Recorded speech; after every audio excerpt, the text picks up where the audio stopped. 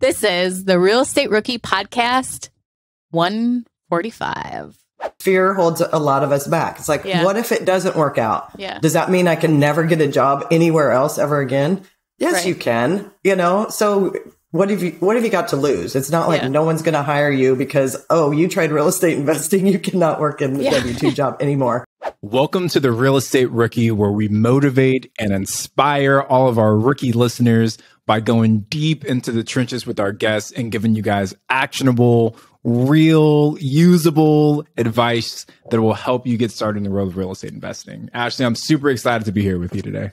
Thank you, Tony Robinson. And as your co-host, Ashley Kerr, I am so excited for today's episode. But before we dive into it, what's going on? What is new? Let's see. It's been like a super busy couple of weeks for us. We closed on a bunch of short-term rentals in the spring. Summer, we didn't really do much. We were just kind of stabilized. And then this fall, we are right back into the thick of things. So we closed on one property last week, and then we have two more closed, or one closing. What's today? I think today's the second Tuesday. Yeah, I think we're closing today, so we might be closed already. And then we have one more closing probably another week, and we've got a couple of flips we're working on. So just like keeping our head above water. And then we're actively looking at some motels and hotels in different markets across the U.S. So I'm hoping we can get our first under contract here soon. Awesome. And you didn't mention it when we recorded this episode. So could you please tell us about the property you have for sale? Yeah. So we're talking about in Shreveport, the property that's always for sale. Yeah. So I just got an email over the weekend that there's like a scheduled showing. So we'll see how it goes. But fingers crossed that we get some good news from that one. But if anyone wants recently renovated property in the city of Shreveport, Louisiana that is in the middle of a potential flood zone, then just I am your guy. Hit me up and we can chat. That's a great TikTok, YouTube, social media content for anyone. Oh, I brought Tony Robinson's house. Yeah, right. And if you're not following me and Ashley on social, make sure you are. I'm at Tony J. Robinson. She's at Wealth from Rentals. That is where we try and sell all of our properties that we can't sell in the MLS. So if you want the direct plug, that's where you guys got to find us. And I'm also looking for campgrounds. So anybody has a campground, send me your lead. I don't have anything to sell right now. Yeah, what's new on your side? Well, I just picked up a check from my attorney's office this morning, and it was a reimbursement for a phase 1 environmental. So I had that self-storage facility under contract. It was with seller financing, great deal. I did the phase 1 environmental study. It came back saying they recommended a phase 2 because there is two commercial buildings on the property and one is a mechanic shop. So they wanted to do subsurface testing. The owner of the property, the seller, would not allow me to do a phase 2 on the property. So I decided I no longer wanted to purchase it because it was unknown if there are environmental issues, and the seller wouldn't even let me proceed to find out if there were. So they found another seller and they asked me to cancel the contract. And I said, if you reimburse me for paying the phase 1, because I felt like that was very unfair that I shelled out that money for the phase 1. I did give them a copy of that, so they are able to use that to give to other buyers. And they would not allow me to continue with the phase 2. So I held my guns. And after about a month, they finally sent me a check and I signed saying that I was canceling our contract and they can go out and find another buyer now. So stick to your guns. I got my money back. I'm going to start using you for all my negotiations moving forward, Ash. Tony, that's so funny because you know that you are way better than me because of other things you tell me. Thank you for the compliment. But even with these negotiation skills, I still haven't sold the damn house in Shreveport. So I guess I'm not as good as I thought I was. Well, you guys, today we have Jan on the show. So Jan went to Arizona, moved from Nebraska. And she started over. She bought herself a condo and started going to auctions and buying properties off auctions to flip. So she's partnered with her daughter and they've built quite a little business, and she is completely done a 180 in her life from going from a 9-to-5 job to doing whatever she wants all day. And we really do kind of a deep dive into what that feeling is like to give you guys some inspiration and motivation as to you guys can get there too. You guys can live the life that you want. So let's get Jan onto the show and hear her story. Jan, welcome to the Real Estate Rookie. We're super excited to have you on. We will get into your story. Why don't you tell us a little bit about your background, who you are, and how you got started in the world of real estate investing? All right. Well, it was kind of an accident. I always enjoyed doing home improvement projects and different things like that. And when I was moving to Phoenix, I'm like, God, I was looking for jobs, and I thought, I can flip a few houses a year and make the same amount I'm going to make hourly, having a boss, 2 weeks vacation, and all the restrictions. So I just started researching it. My daughter was coming down here to ASU, and I thought it's a good time to get out of Nebraska. And if I moved to anywhere in Arizona, then she can get in-state tuition. So that was great. So I sat on my laptop for hours searching different areas. I had no idea where exactly I wanted to end up. I ended up in Ahwatukee area of Phoenix, which is wonderful. And then, so I started investing through like the auctions and stuff. My condo that I live in, I bought off the auction and we redid it. And then the next 2 flips were off the auctions. So once I got into my first one, I realized that this can, it can work. And so I just kept at it. My first flip was kind of tricky, but it never discouraged me. Jan, just real quick, before we get into any more, can you give an overview of how many deals you've done so far and what your portfolio looks like? We are working on our 5th flip right now. We would like to get into the rentals after the first of the year. I'm still debating if we want to do long or short term. I need to research that a little bit more. I guess it'll kind of depend on the numbers too. And I am hoping like even to acquire a couple a year and continue to flip too. So we definitely want to keep our flipping going and try work some rentals in there too. Well, congratulations. That's awesome. Got your first 5 flips done. You said that you had bought your condo that you're living in now at auction. So was this the first property that you purchased when you moved to Arizona? It is, yes. Like I said, I did a ton of research online and I'd make spreadsheets with my numbers and I'd fly down here to Phoenix from Nebraska and go to first I'd drive by all these properties and then I'd go to the auction and look at my numbers. And so I was at the auction the first time and I got to talking with this gal and she's like, oh, you're single and don't need a lot of room. This is a great area here in Ahwatukee. And I thought, no way, I'm not bidding on that. I haven't ran my numbers. So anyway, it came up for auction and they're bidding on it and something made my hand go up and I ended up buying it. So the condo that I live in, I bought sight unseen, hadn't driven by.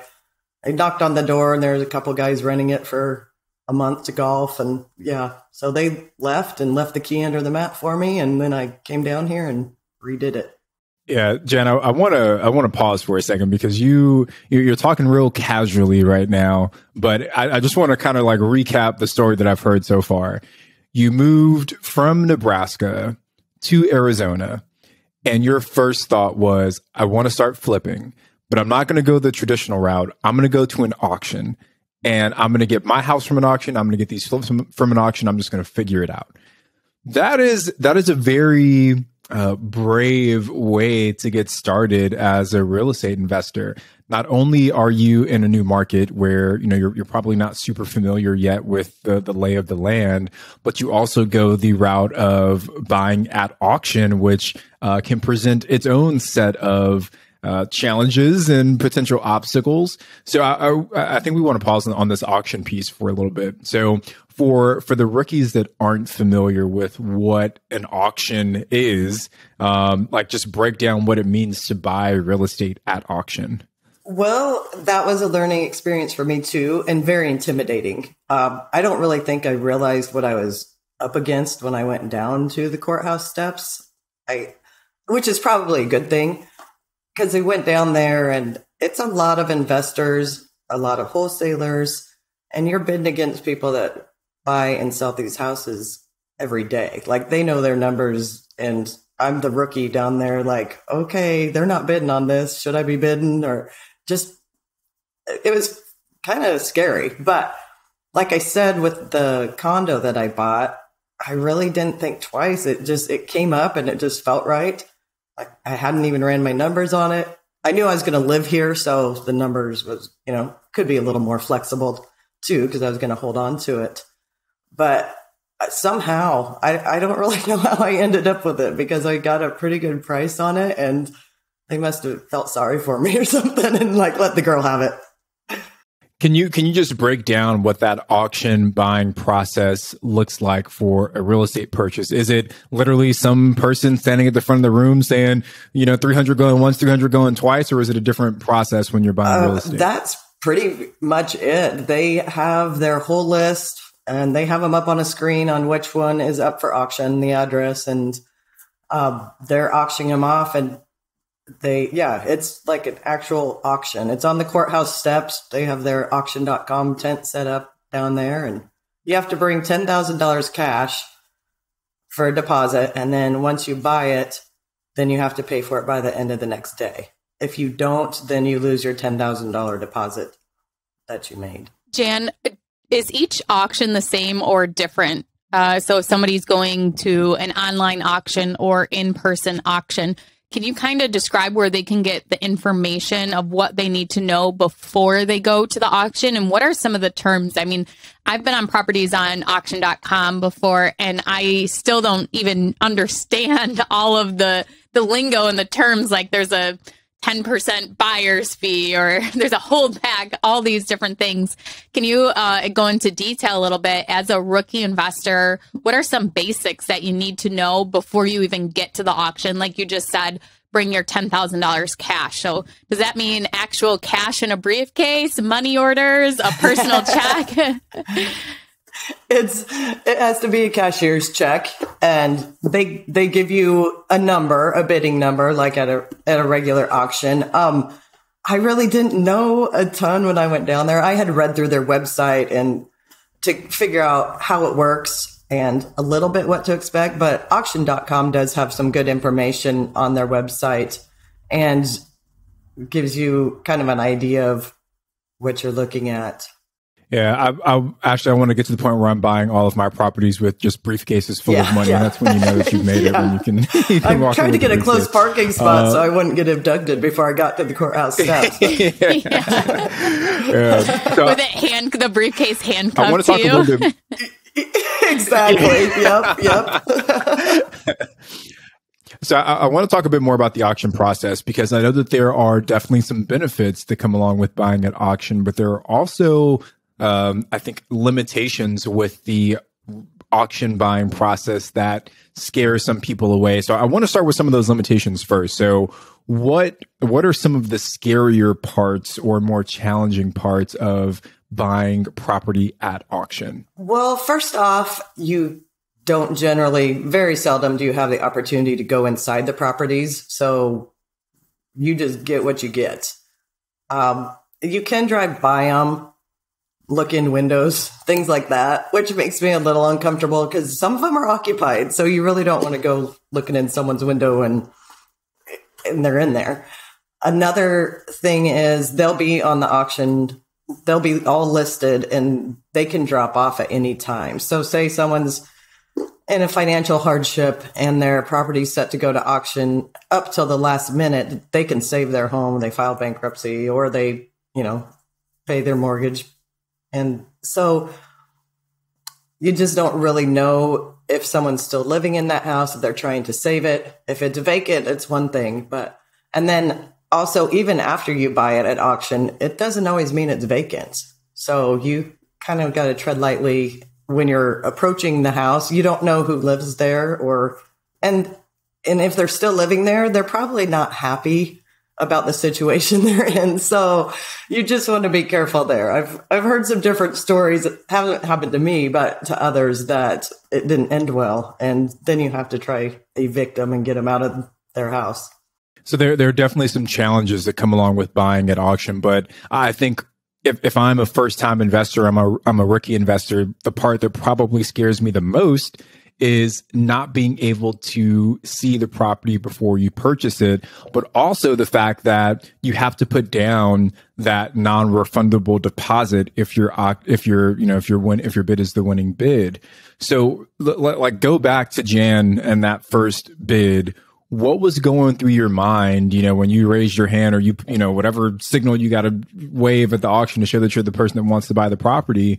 Were you at all nervous about what you might find in that first property that you didn't know about? And if so, how did you get past some of that fear around buying this property sight unseen? It did make me a bit nervous. Like I said, I hadn't ran my numbers on it either. So I'm like, am I getting a good deal or am I not? I was going to live in it. So I thought I'll have some time to recoup if it's not exactly the best deal. I didn't know what the property was going to look like. I also knew that I was going to redo it and refinish everything. So, if there's holes in the walls, things like that, that's not a big deal. You patch those, you're going to repaint anyway. The big problem would be if you come in and all the electrical and plumbing is stripped, then you have a bigger problem. But it was also a condo, so I couldn't imagine that it would be stripped down to nothing just because it's in a facility that's monitored. So, yeah. But my first flip house is a different story. We can get to that in a little bit. That one was kind of interesting. So, Jan, with your experience, why would a rookie investor want to go to auction instead of working with an agent or working with a wholesaler? What are some of the benefits to that? I feel like you can get properties at a pretty decent price on the auctions. I started it just because I thought for sure that's the only place I can get one at a discounted rate. I didn't know there was an option of doing it on the MLS. I didn't know that people bought houses without going through a realtor. Like I have learned so much. I'm like, oh, what? Really? You can get them off market? Oh, that's awesome. I'm still working on that part of it. But I like the auctions. The competition is kind of tough, especially now because there hasn't been much on the auctions due to COVID. So it's picking back up again. I'm hoping to check it out for our next flip and see where it's at. But I've also met some wholesalers there as well. And one of the wholesalers I was talking to, I'm like, okay, I'm not opposed to buying a property from a wholesaler. I go, but what if we're sitting there bidding against each other on the same property? And, so he's like, well, let's, talk about it ahead of time and see. I don't mind if I can still make the numbers work and he gets a little cut. I just don't want to be bidding against him and everybody else and paying more than we need to. And then none of us succeed. So how many people typically show up at these auctions? Well, when I first started coming, when was that? 2018. There was a big crowd. I'd say, I want to say like 100 people. I'm a bad judge of that. But then, as COVID hit, there's like 25 because there'd be like 3 properties that would get auctioned off during COVID because all the Freddie Mac and Fannie Mae backed mortgages weren't going to auction because of the moratorium. So it was just a select few, but now I think it's opened up more. So during that time, did you stick with auctions, or since the moratorium, did you slim back on purchasing properties because there wasn't such a huge selection, or did you find another way to source deals? I ended up going through the MLS, actually. I was fortunate to find properties that needed some work, and they were under market value far enough that my numbers worked. So the last 3, actually, we have gotten off the MLS. So, and it's worked great. Like the last property had been on the market since April, which is a long time considering the way the market is. And I saw it had been under contract and fell out. So we went and looked at it, saw it needed work, and made a lowball offer, and they accepted it. And then also gave us $5,000 towards the roof. So that was great. And, people always say that there are no good deals on the MLS, but you are living, breathing proof that is not necessarily the truth. We just closed on a couple flips in Joshua Tree as well. And we found two of those three on the MLS as well. So, if you look hard enough, you can find the right deal. And I guess just as a quick side story, right? One of the properties that we have under contract right now that we plan to flip in Joshua Tree, it was originally listed at 380. We came out or maybe 350. It was listed at 350. We came to that seller. We offered, I think, 327. They rejected our offer. They went with someone else that was paying full price. 2 weeks later, the other buyer backs out. They come back to us and we get the property under contract at 330. So, just because a property is listed at a certain number on the MLS, it doesn't necessarily mean that it's going to sell for that amount. So if you're a rookie and you're looking for a good deal, just submit the offer. Even if it's lower than what they're asking, the worst thing that they're going to do is they're going to say no. The best thing that's going to happen is that they say yes. Right. So just the list price is what they want to get. It doesn't mean that's what they're going to get. But when I'm selling them, I'm getting what I want. My mindset switches whether I'm buying or selling. Yeah. Well, let's talk a little bit about that, right? Because obviously this first deal that we talked about, this was your primary residence. So a slightly different approach and business model than your flips. So as you've transitioned into flipping, I guess first let me ask this question, Jan. How much time passed after that first auction property that you bought for your primary residence? How much time passed between that purchase and your first flip? That was about 6 months probably, because I bought the... Okay. So a relatively short period of time. Yeah, I bought the property and then I came down for a couple weeks and worked on it and then moved a couple months later to Phoenix and still tried to fix it up while I lived here. And that was a challenge, but it's done. So that's good. But then it was October of 2019 was when I bought my first flip.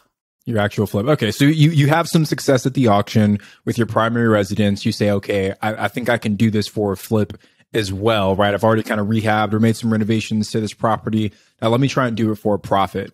So when you make up your mind to go back and start flipping, do you go back to the auction to try and find that deal flow, or is that when you found it off the MLS?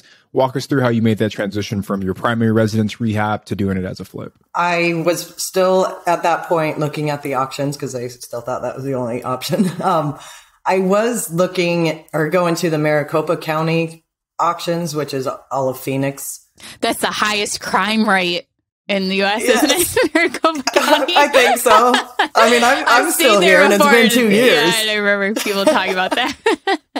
Yeah, I know. Just even parking in the parking garage downtown. I'm like, I grew up in a town of 13,000. So I'm like getting out of my car, walking up like little small town girl in the big city.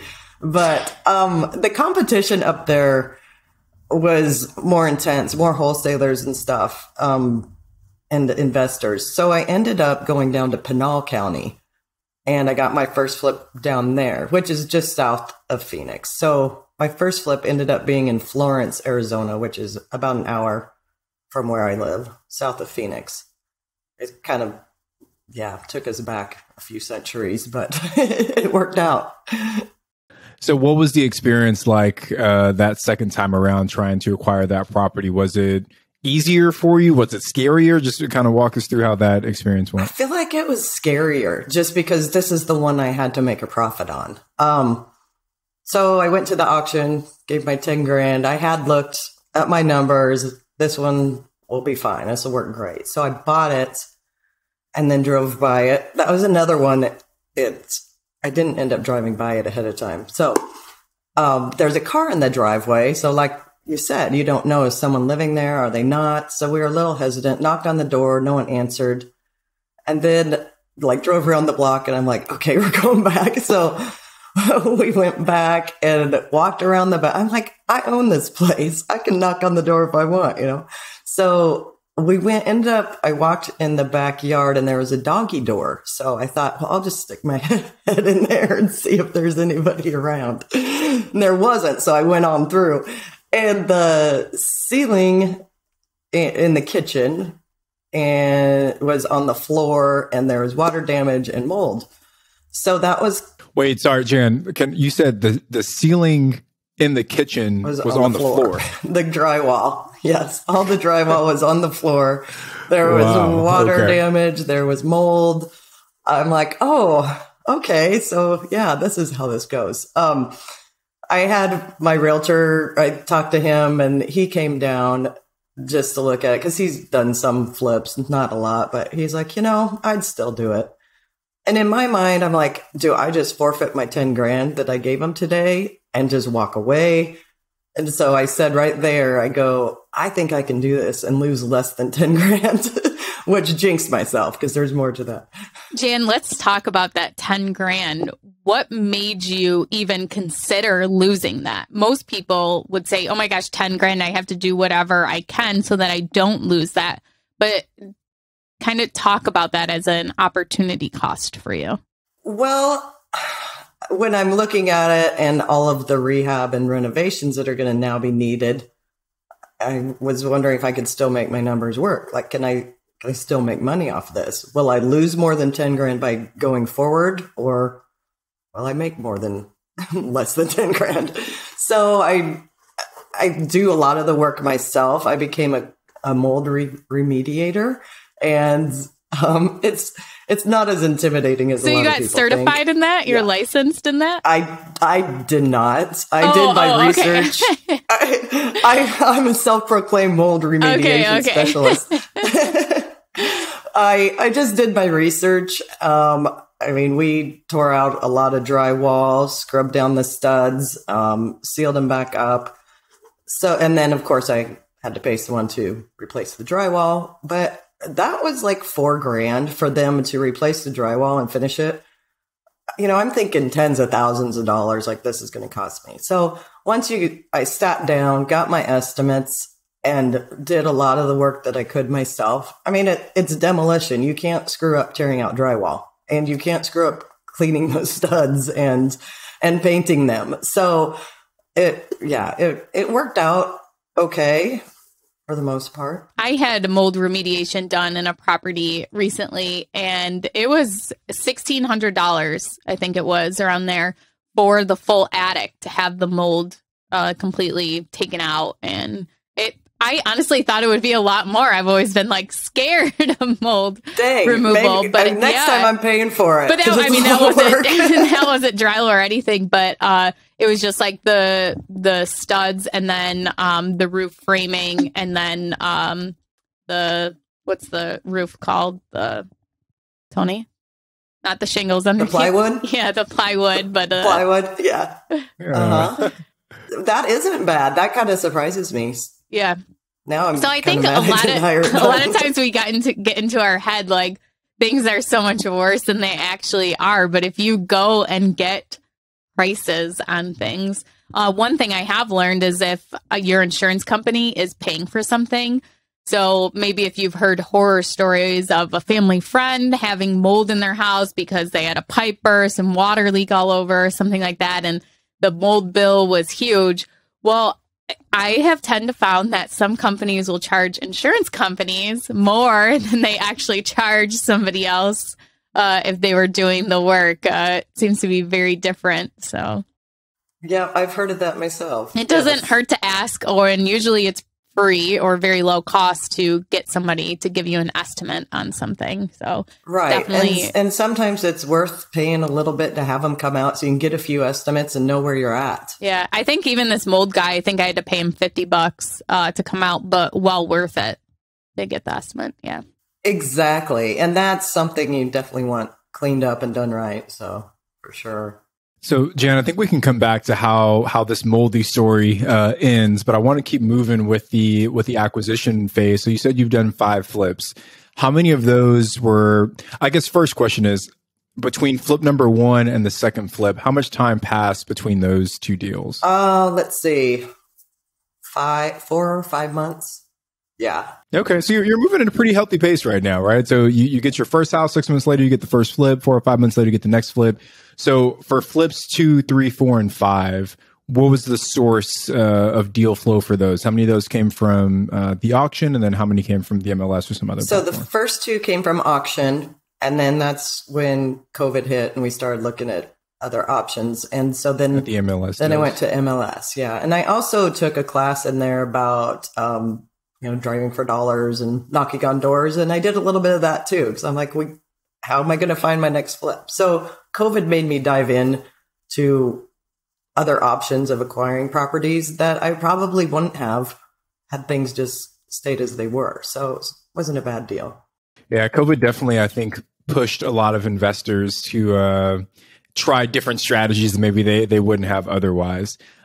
So we talked about how you found these deals, Jan. I want to talk a little bit more about the financing portion.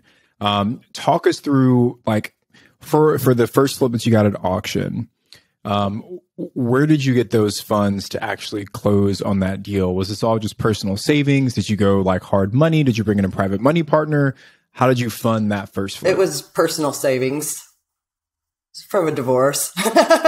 Yeah, that always sounds. I know that's not an option for everybody, but really, you got to do what you got to do. Here's today's advice: get divorced. And take the cash. Leave the house.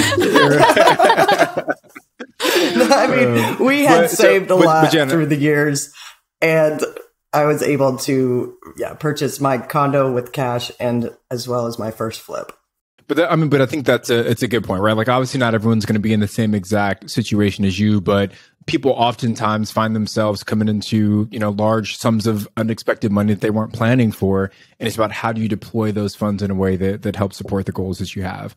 So you use the proceeds from that to get the first flip done. But you've got, 4 more that you do after that. So at that point, are you just kind of recycling that same money over and over again? Or how have you continued to fund your deals from there? Just recycling the money. But also, I'm living off that. That's my job. So I'm living small and comfortable, and I'm fine with that. I mean, it's not like I'm living in a cardboard box under the bridge. I have a nice condo, but I'm not like, oh, look, I made this money. Now I'm going to go buy a big house and a fancy car. So I live comfortably, and then I take my profits and roll them into the next one. As prices have gone up, obviously the cash doesn't extend as far as it used to. We have done some private money, and I used to be intimidated by that. I'm like, who's going to give us money? Like, it's your family, it's your friends, it's people that are interested in real estate. So we've been fortunate on that side. And I am now, this will be the first time I'm going to get hard money for our next one, because all of our cash is wrapped up in this current flip. Jan, I want to touch on a pet peeve of mine. So good. You tried to justify yourself right there about as to like you came into money and tried to I don't know, but here's my pet peeve about that is you don't have to explain yourself. Think about how many people do get money, inherit money, come into money, or get a settlement from a divorce, or however they get it, and they don't do anything with it, or they blow it. They put it in the bank and earn 2%. And this is fresh in my mind because I saw a comment on YouTube the other day about how there was, for this podcast, they need to have more guests on that aren't just, having big sums of money. And for people who worked really hard to get that money, they need more people that built themselves. I don't think that matters at all. It's how you use the money and what you do with it. There's so many people that come into money and they don't do anything with it. That doesn't mean that they didn't, do the same amount of research and learn what to do with their money. Like, you should be encouraging everyone, no matter where the money came from, for sure. And it might be easier, but still, tons of people have that money and they're not taking action.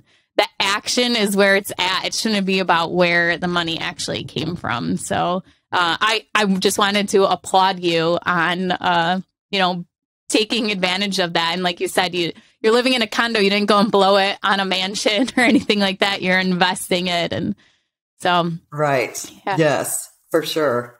Because I came from, oh, go ahead. I was just going to say my partner, he had a lump sum of money. His dad was very well off and I had nothing, but we took advantage of his situation and we took action and, good for him and good for me, I guess. Exactly. You get the appreciation and the cash flow. Yeah, exactly. It's you either divorce, right? Or you find the right partner and it's a breeze. No, I'm kidding. But I came from a financial background. I worked for Wells Fargo Advisors years ago when my kids were little, and you worked your W-2, you saved your money, and then you at retirement, then hopefully you have enough to live. And so I had to change my complete mindset because we had savings, investment, stocks, bonds, And that's another thing. I was able to I did borrow a little bit against those. So if you have investments, you can borrow money from yourself, basically, which is nice. So I had to change my mindset that, okay, I'm going to sink this money into real estate. And I still have a lot in my investments because just to cash them all out is scary as hell to me. So I can't do that. But I was forced to a little bit because in March of 2020, when the stock market tanked and I had borrowed against my investments, you can only borrow like 50% of the value. So I was getting these margin calls. So I had to sell investments to cover my loan against those stocks and bonds. So maybe that's getting deeper, but the fact is I had to sell them. I had no choice because I had that money borrowed, and then I just left it in cash and used it. So I never, ever would have probably sold any of my investments to put into real estate if I wasn't forced to. So as scary as it was at the time, I'm like, what is happening? And then I never would have done that. So now I have that cash, and I still have, quite a bit of investments left too, so that I can borrow some against. It's just everybody's situation is different. And yeah, and that's like with my first business partner, with his lump sum of cash, like his family was pressuring him to invest it with their financial advisor. And instead he invested it with me, and, it has worked out great for both of us. And it's so funny because his dad was in real estate too, but it was just always the cash you have, just put it into the financial advisor. And oh yeah. Yep. And set it there and don't touch it. Yeah. It's like, well, I want to live while I'm here. Yeah. I don't know if I'm going to be around when I'm 65. Who knows? Yeah. So, Tony, we have to do a whole episode on financial planners and financial advisors. I got some pet peeves there too. Oh my God. It's a whole different mindset. Like it took me a while. I was reading Rich Dad, Poor Dad. I'm like, what's he saying? I don't even get it. Yeah. I had to really think about it. I'm like, oh, okay. Like you're making your money work for you. I'm like, well, it is. It's sitting in the stock market. Yeah. I'm making 8% a year. Yeah, slightly different mindset, but we're glad you came over to this side to hang out with us, Jan. So it seems to be working out well for you. I'm still a little on the other side, but I'm getting there. Yeah, there you go. We all got to start somewhere. So I want to get into one of your deals specifically, Jan. So this is our rookie deal review. Do you have a potential deal in mind that we can chat through? How about the one we're working on right now?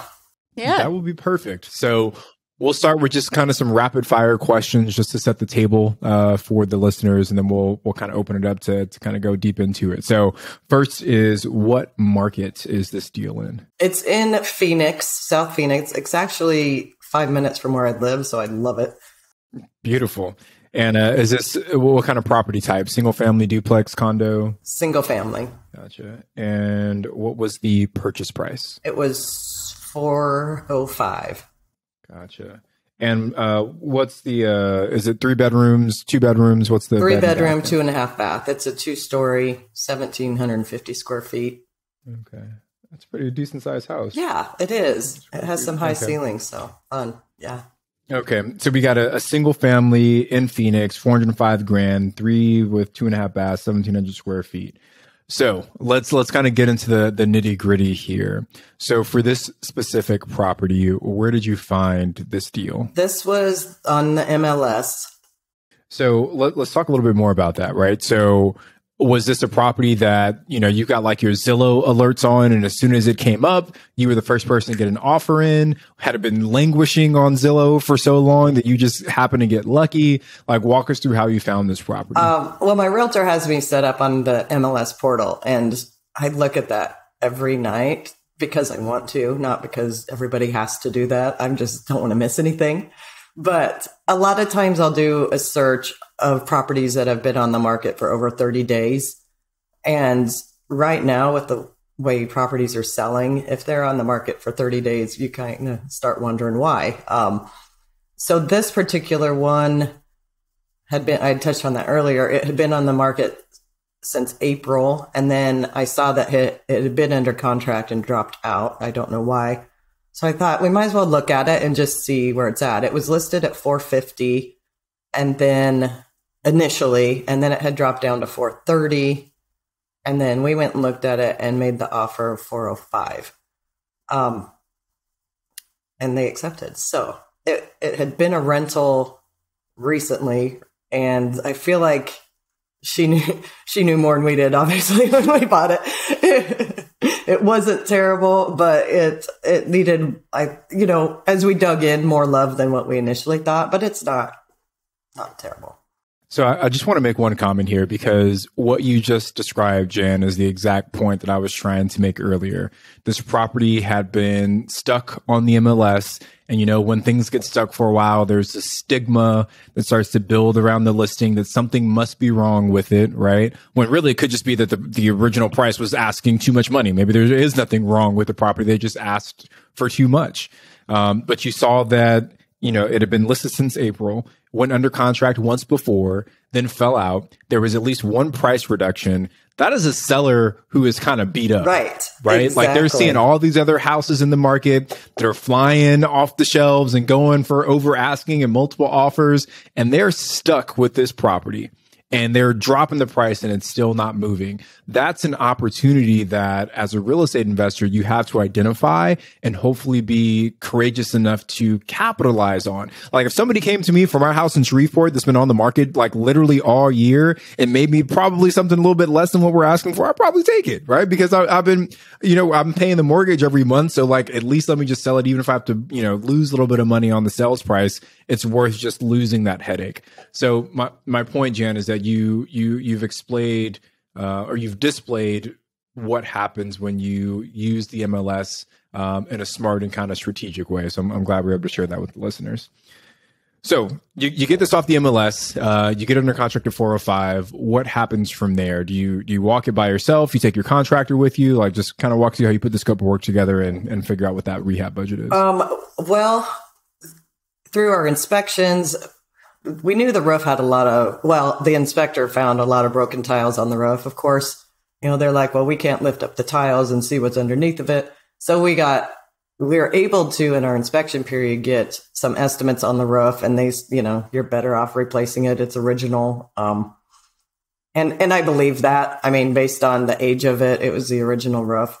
So that was going to need to be replaced. The landscaping out back, it's kind of built on a foothill, kind of like the overpasses with the slant going up. That's what our backyard's like. So that's going to be kind of fun too. I look at that every day and then I just look away and figure I'll deal with that when I get to it. But it had been cleaned, I think. So it was a rental. I think they went in and cleaned. She had just replaced the carpet and painted the whole thing like a flesh color. It was not pretty, but anyway, she tried to fix it up, I think, to get more out of it. The cabinets were really bad. We had been able to paint our cabinets in the past and they turn out great, but the quality was bad. So there was a little extra there too, but we ended up getting $5,000 from the seller towards the roof, which helped. And the roof ended up being $8,500. So that helped there for sure. So when you typically walk a property, how do you put together your scope of work, your projected rehab budget? Is it you just kind of let your GC go through and say, hey, this is the number, or are you walking through with the subs and kind of putting it together yourself? What does that process look like? Well, we pretty much do it ourselves. I struggle with that a little bit sometimes because there's not like we're going to replace all the light fixtures unless they're brand new and look really nice, which generally you're not going to find that. The faucets, the doorknobs, we're painting all the doors. We're replacing the baseboards with a thicker baseboard because here they're like really like 2 inches. They just don't look as nice. So there's some things that are non-negotiable. When it comes down to the budget, it's like, oh, okay, we're out of money. Let's just not replace these gold doorknobs. That's not an option. So we kind of use like a price per square foot on the basic stuff and to give us an idea. But then if it's the roof or the AC unit needs replaced, obviously we add that in there. So we do a lot of the same things in every property. And We don't do a lot of electrical or plumbing. You know, there's always those things that like, oh, that'd be neat if we moved this here and did that. And we don't. We try to stick with where things are and make it look as good as we can. We haven't got to the point where we're taking out walls or doing anything like that. So even just to have small electrical done, that stuff adds up so fast. So we replace our own fixtures. I actually moved an outlet the other day. I was so proud of myself. Like, I can do this. I used to do books for an electrician back in Nebraska. So I'm texting him, asking him, I'm like, well, it's kind of buy a bathtub. Is that a problem? You know, and I said, I better just call the professionals. He's like, no, do this. You got it. And so I did it. I'm like, yeah. That's awesome. When you keep saying we, do you have a team built out that you're referring to, or are you partnering on this deal? My daughter works with me. So awesome. Yes. Yeah. She came down here to ASU, and that's what made me move here. So in-state tuition, you know, and I was ready to get out of Nebraska. So she goes for a semester and calls me crying every day. I'm like, she's going to jump out her dorm room. I don't know. This is not good. Hates it. She did really good, but she hated it. She's like, I don't know what I want to do with my life. It's a waste of time, waste of money. Well, good for her for figuring that out first semester before she wasted 4 years. Well, that's what I thought too. And I'm like, in this condition, she's not going to make it very, very long without like losing her. So she went a semester and then came and worked with me. And now, mind you, she's done none of this. She's like, I'll do whatever. I just don't care. I need a break. And that's fine. So she has been a rock star. She amazes me. Like, we get to the house the first day and she's like, okay, what do you want me to do? I'm like, well, start painting. And she's painted before, but she's very meticulous, you know? And then she's like, I go, well, you want to put that faucet in? She goes, how do I do that? I said, well, you read the instructions. And so watch a YouTube video. Yeah, I'm like, how do you think I figured it out? Yeah, YouTube University instructions. I don't know. Go do it. No. But she just did it. I'm like, oh, you got that in already? She's like, well, yeah. I mean, she really does a good job. And it's so nice having two of us because we do our own tiling and painting and baseboards and all that. We will hire to have the showers tiled. Just some of it's time, you know. If we took time to do it all, we'd do like one a year. So, but for the most part, we try to do as much as we can and what we're good at too. And so, yeah. So she's my partner. Jen, can we pause on that just really quickly? Because I know questions come up a lot of times about, you know, partnering with other people, but specifically family. So how have you and your daughter structured this partnership? Is she an equity partner in each flip that you guys do, or is she just like an employee that you've put on payroll? How have you guys decided to structure this working relationship? We formed an LLC, and she's 25%, I'm 75%. That was kind of based on what funds we had available. She is able to use some of her college funds, and her dad agreed to that. He's been really good. So it's a whole different spin on everybody else is going to college, and Reagan's using her money to invest in real estate. And if she decides to go back to college, she still has it. She lives with me. Yeah, so she's not spending a lot of it. But so we did the first one, we did 75-25 based on the cash we had in. I'm like, that's not really fair because she's there every day working right alongside me. So now we still, our investment 75-25, but we pay ourselves an hourly wage. And then at the end, we take that off the profit and split the remainder 75-25. So I feel like that's more fair. That is so important. And I love when people structure it that way, because if all of a sudden, you know, maybe like you said, you're tiling the shower, maybe you would tile the shower and then all of a sudden you decide you're going to outsource it. Well, wait, Mom, that's not fair. You're doing less work than me now. But this way, if you're getting paid that hourly wage, even if you outsource something, it's not becoming fair or unfair.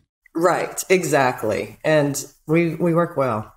Can we drill down on that? So in terms of like tracking the time spent, how are you guys doing that? Are you using some kind of time tracking app? Are you just kind of like ballparking, you know, on a weekly basis, how much time each of you is putting in? it's a really, I think, unique way and effective way to do it. But I just want to dig into the logistics of it a little bit. Yeah, we downloaded a time clock app. So we clock in and clock out. And at lunch, we clock in and clock out. And, there's different things. I have an appointment. She has an appointment. It's impossible to keep track of in your head. You'll never write it down. So we just make it a habit. Usually at the end of the day, it's like, oh, what time did you clock in this morning? I forgot to clock in. But between the two of us, we keep it legit. So, do you know what the name of that app is offhand? I know I've used one called Hours Tracker before, but I can already see everybody interested in asking what it is. Yeah. It's just called Time Clock. There you go. It's very simple and very basic, but it's really handy to have. Yeah. Just one additional comment on that. My CPA recommended that we use QuickBooks actually has an app, and it's called Time. It's like a little green icon in the App Store, but it automatically connects to QuickBooks. So like if you have all of your properties listed in QuickBooks, you can automatically select which property you're using. So that'd be nice because I use QuickBooks. I probably should use that one. Yeah. That's good to know. Well, Jan, thanks for sharing that. I know so many people are interested in like the partnership structure and what makes sense and how to do that the right way. So when you mentioned that you and your daughter are doing it together, I just wanted to drill down on that a little bit. So hey, we're actually in the middle of the rookie deal review, so we got to get back to how this, how you're projecting this deal. I think we have Tony to keep us on track. I know, someone to keep us on track. So you guys, you and your daughter go in. You guys kind of figure out the scope of work. You're in the middle of the job. So you bought this for $405. What is your projected rehab cost on this property? We're probably gonna have 40-ish in it. The roof, although they gave us $5,000 towards the roof, it still was other money out of our pocket. The cabinets and the vanities all needed replaced. They were just crap, like cardboard. And one benefit to that I'm glad we decided to take them out, is there was a prior cockroach infestation. And when we took the cabinets out, there was larvae and feces and dead cockroaches everywhere. So if I would have painted those, I never would have known what was behind them. But like I said, I'm glad that all came out because it was very disgusting. But like right now we're finishing up painting. We are working on an accent wall. We do like the 1x2s diagonal, and that just kind of adds to our properties. Switching out light fixtures yet, baseboards. We need a tile. So it'll be 40-ish. Oh, and the backyard. Yeah. We're definitely hiring someone to put rock on the hill. I'm not doing it. I don't know how they're going to do it. Maybe I'll helicopter it in and drop it or something. I don't know. Put a little ADU into the hill, like a little. Yes, that's a good idea. Build a big tree house back there. Yeah. So what's your projected ARV on this property? We're hoping for $490.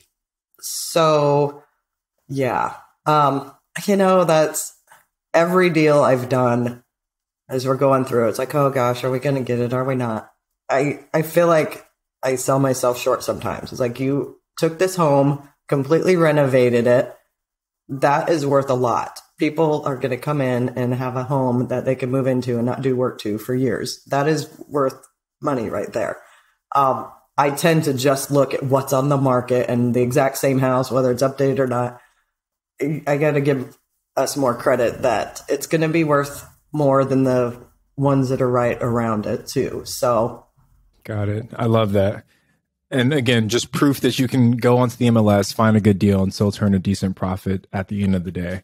Well, I'm excited to hear how this one turns out for you guys, Jan. Like, it seems like you got a good thing going for you and your daughter both. So, let's move on to our mindset segment, and just kind of get into Jan's psyche. We talked about this a little bit, but if we go back to Jan, before Phoenix, Jan in Nebraska, and we think about some of the assumptions or misconceptions that Jan had about real estate investing. What were some of those things that you thought were true about real estate investing that you were wrong about? Either good or bad. Right. Well, first of all, like, it took me a while to convince myself that this is a real job. Like, people would be like, what are you going to do down there? I'm like, flip houses. Like, it took me a while to go, yeah, I'm a real estate investor. This is what I do. because I've done finance and accounting, bookkeeping my entire life, been behind the desk,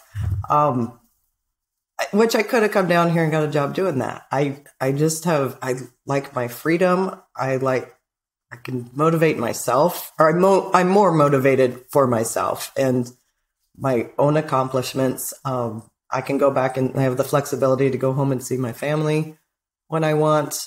And that is wonderful too. But yeah, it took me some time to get out of the, you have to work a W-2 job and save your money so you can retire someday, to I could make a living doing this. And then too, as I get into the rentals, I'll create more cash flow and things like that too. And for forever. I mean, it'll appreciate and I'll have cash flow. And that's something I can leave to my kids too. That right there, I think, is a lot of motivation and inspiration for everyone listening, is that you made that happen through real estate investing. And congratulations on that. I know what a good feeling that is, to be able to live life on your own terms, I guess, per se. Yes. And that's huge. That is really huge for me. I remember years ago now, I worked with great people and had a good job.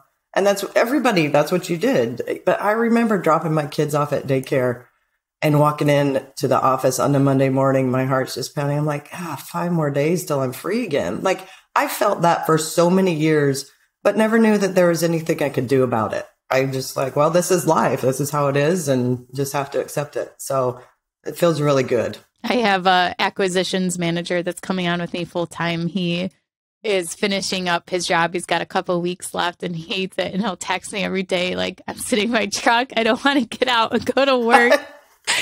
And I'm like bringing him on as a partner for some of the properties. And I'm just like so excited to watch his life change as mine has. And I'm like, just 2 more weeks, you can make it, just hold out. But you're right. Once you like taste that difference in life, it's really hard to ever go back to. For sure. And to think he probably has done it for how many years, and just getting through these last 2 weeks is torture. I know. Just get me out. Yeah. And there I am laying on my couch with like my blankets, my computer on my lap, eating nachos, like, oh yeah, stay in there, be strong. Yeah, you can do it. Yeah. I have your back. Yeah. I love that you added the eating nachos. Yeah, I'm with you on that. That's what I ate yesterday for lunch and today for lunch. So that's me too. I'm right there with you.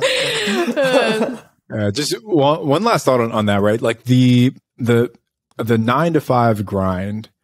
We've been so conditioned as, Americans, as working people, that is what you have to do. And that is the only time where a rational, logical person would trade 2 for 5.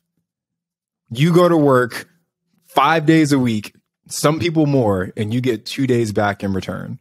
And there is no other situation where I would say, Jan, I'm going to give you $2 for every 5 that you give me, right? Like, you're going to go broke so fast. And you're going to agree to that.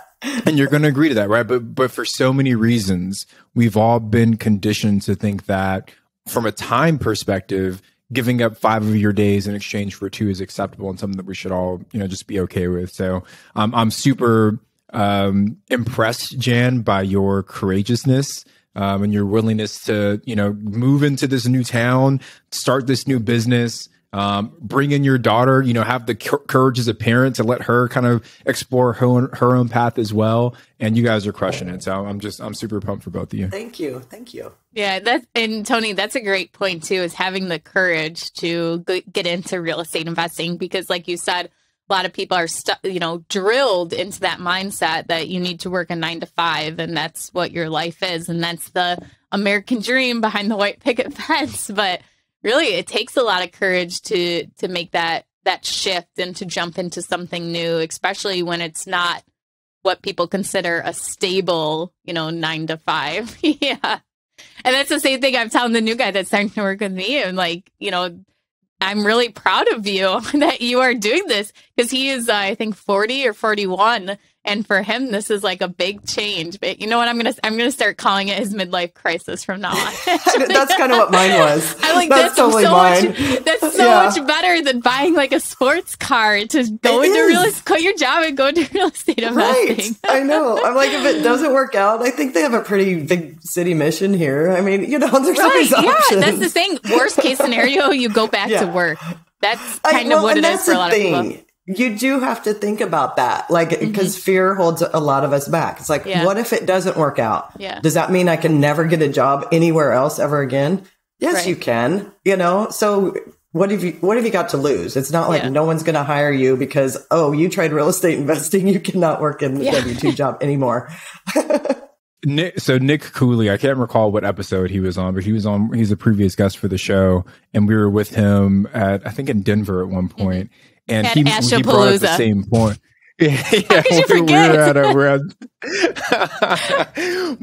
But Nick brought up this point. He was like, people who try and put you down for chasing your dream of becoming a real estate investor, the thing that you should say to them is, the worst case scenario for me is that I try, I fail, and then I live the life that you're living. Yep, exactly. And when he said that, I was like, whoa. I was like, that is so true, right? Because the worst case scenario is that you go and you do what everybody else is already doing. The best case scenario is you build this life that you're absolutely in love with, that you love waking up every day. Last thing, and then we can keep moving because I know I'm going long now, but I was walking through the store with my wife yesterday. We were at Target and we had dropped our son off at school. We went to the gym and then we were just shopping at Target, and I'm like looking around and I was like, babe, it's Monday at like 11 o'clock. And like, just look how relaxed and happy we are. I was like, we are so grateful. We're so grateful to be able to enjoy a Monday morning when 90% of America is dreading getting up in the morning at that same time. So, it's a huge mindset shift and what a weight off your shoulders when you can make it happen. For sure. Plus, then you can celebrate your son being the president of student council, right? Isn't that? I listened to that podcast the other day. I'm like, that's cool. Yeah, you guys, if you guys don't know what they're talking about, you have to check out. I think it was Tony. Was it on your Instagram or Sarah's? Yeah, on both of their Instagram. So at Tony J Robinson on Instagram, and Sarah's is Sarah Rad, right? SARAAARAD or something. Yeah. They posted about you'll have to go see that their son winning student council president. That was cute. Yeah. Okay, let's move on to our rookie request line. If you guys would like to ask us a question, we may play it on the show for our guests. You can leave us a voicemail at 1-888-5-ROOKIE. And today's question is from Wendy in Chicago. Hey guys, my name is Wendy. I'm 25 and a pharmacist in the west suburbs of Chicago. I make a little over $100K annually. However, as a new grad, I owe about 2.5 times my income. With loans being on hold due to COVID, I've been able to save about $15,000 cash. My brother is actually a contractor, and he recently renovated my parents' basement, which is where I currently live, and I don't plan on moving since it is rent-free. My goal would be to invest in a flip or a long-term rental. I have great credit, and my main expenses are my daily living costs and car. So my question is, do I pursue my real estate dreams in hopes of getting out of the rat race from a career that I am not fulfilled with, or should I dump that lump sum of cash into my loans, which average at about a 6% interest rate? The advice is greatly appreciated. Thanks so much. That's tough. I mean, it would probably make sense. I would probably do a rental personally and continue to chunk away at the student loans. That way you're getting, with your investment, you're getting your appreciation. You're going to have a little bit of cash flow. Maybe you can take the cash flow from the rental and put that towards your student loans as well. I feel like it's the appreciation and the benefits of the rental are higher than, the interest rate on your loans isn't going to go up. I feel like you'd make more investing it and having that money to pay off the loans. Yeah, Jan, I'm with you. I started investing while I was paying off my student loan debt. And it wasn't that high that when she heard that amount, I was a little bit of panic into that amount of reading Wendy's student loan amount. But I think that you can do both at the same time, because if you do the BRRRR strategy, you have the opportunity to pull all your money back out, where you're not even dumping money into real estate investing. You're purchasing that property, you're rehabbing it, renting it out, and then you're pulling your money back out when you refinance it. And you can use that money then to pay off your student loans, and you still have that cash flowing property. And what I did was I did BRRRRs where I was getting all of my money back. And I even did cosmetic updates where it wasn't even full blown rehabs. And I would use all of that cash flow to pay off my student loans for like 2 years. That's all my cash flow went to, was to pay off my student loans. So I definitely think it can be done simultaneously. There's many different ways to do it. I mean, Wendy could even get a house hack where she's living in her own property and renting it out, and you can make cash flow on a house hack. It doesn't even have to pay your own, just your own expenses to live there. So I think there's a lot of advantages, and there's a lot of different viewpoints as to what you should do. You should pay off the student loans, but I think, Jan, your point was that you can make a lot more than 6% in real estate investing than if she just stayed and paid off her loans for how many years. Right. Oh, yeah, that should be helpful. She's still making a good wage. Yeah. And there's really no shame in living with your parents until you get that, that student loan. I mean, my daughter lives with me. It would make no sense for her to go get her own place, right? She's 20, so it's not like unless she house hacked 35 and lived for free, but yeah. But I mean, we get along fine. It's all good. I'm like, just save your money and we'll keep, putting it into our investments. And someday, yes, you're gone. Not for now. She's actually kind of a fun roommate. When you switch from that mother-daughter to roommate, it's like, hey, should we play cards? Let's have a drink. Not too bad. Well, I think both of you made really good points, and I'm sure Wendy got some really, really good value from that. I think the only additional piece I'd add is that I will probably use that money to flip. If she's got kind of the team around her to execute on that strategy, I feel like she could, how many flips would she need to do to pay off that $250,000, right? And then she could be completely done with those student loans and then go into like the BRRRRs and the rentals. So all depends on kind of what her goals are. If she wants that big debt kind of gone as soon as possible, then maybe flip might get her there faster. But I like Tony's idea better. I always have the rental mindset. So that's a great idea, Tony. I like that. All right, thank you, Ashley. You're welcome.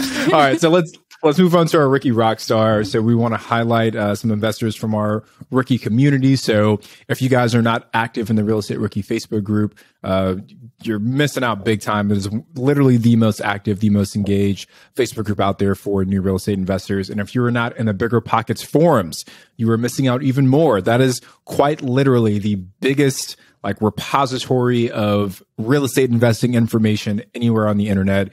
Any question that you have has probably been asked and probably been answered 10 times over. So make sure that you're in there as well. So today's Rookie Rockstar is Kevin B. And Kevin is celebrating reaching level 2 financial freedom, only having 2 properties. So I just want to explain what the levels are based on Kevin's definition. So level 1 is basic needs are met, like food, water, etc.